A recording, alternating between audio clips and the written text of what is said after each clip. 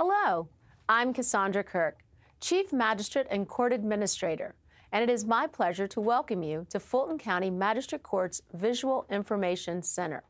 The video that follows is designed to give you a detailed view of the Magistrate Court dispossessory process, whether you are the landlord or the tenant. With the help of Magistrate Judge Shakura Millender, it is my hope that once this video concludes, you will have a better understanding of dispossessory procedures in Fulton County's Magistrate Court. Again, welcome, and we look forward to serving you.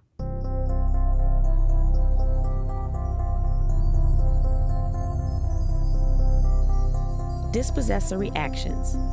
If a landlord wants a tenant to move out of a rental property and the tenant will not voluntarily move, the landlord must come to court and seek an order permitting the tenant to be removed from the property. Once the terms of the lease have been followed, Georgia law normally requires that the landlord demand or request that the tenant immediately give up possession and vacate. If the tenant refuses or fails to give up possession, the landlord can file a dispossessory affidavit. The process begins when the landlord or his agent files a dispossessory affidavit.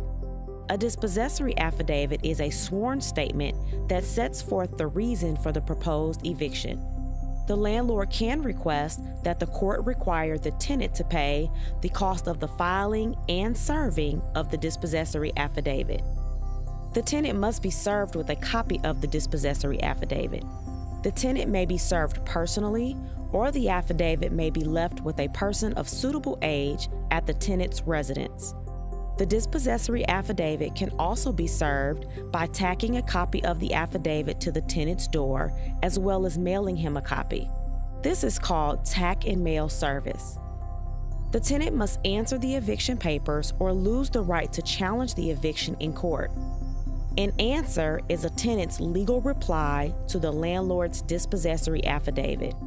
When eviction papers have been served, the tenant only has 7 days to file his answer with the court. The last day to answer should be written on the eviction papers. There are several options for a tenant to file an answer, and it costs nothing. The tenant can file an answer electronically by visiting www.magistratefulton.org. The tenant can also appear in the clerk's office to file the answer, or have the clerk write on the eviction papers the tenant's defenses and any counterclaims. Any tenant who does not file an answer within the 7-day period can be evicted on the 8th day. A tenant cannot be evicted if this is the first time in 12 months that he has been served with eviction papers and he comes up with all of the monies owed plus the cost of the dispossessory affidavit within 7 days of being served. After the answer is filed, the court will schedule a hearing. All parties must appear in court. If the landlord fails to appear, the case will be dismissed. If the tenant fails to appear, the tenant will lose by default. In some cases, when both parties appear in court, they will have an opportunity to mediate the case to try and seek a resolution if both parties are willing. If the parties are unable to reach an agreement, a hearing will be held. After the hearing, if the tenant loses, the judge may issue an order granting the landlord a writ of possession in 7 days. This will give the tenant 7 days to vacate the property. This 7-day grace period is set by the legislature, and the judge cannot change it. The judge will also determine if any money for rent or other charges must be paid to the landlord. If the tenant has filed a counterclaim, the judge will hear the counterclaim during the hearing and issue a ruling. A tenant has 7 days from the date of the judgment to file an appeal. In order to maintain possession of the property during the appeal, the tenant must pay the judgment and future rent into the registry of the court. The judgment must be paid at the time of the filing of the appeal, which is 7 days after the court enters an order. The tenant must also pay the cost to file the case in the state or superior court for the appeal.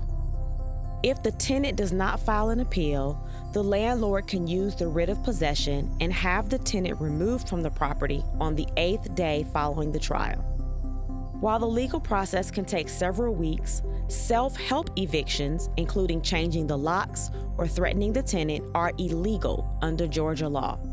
A landlord who suspends a tenant's utility service prior to the final judgment in a dispossessory action has broken the law and may be subject to a fine, as well as legal action from the tenant for damages suffered due to a wrongful self-help eviction.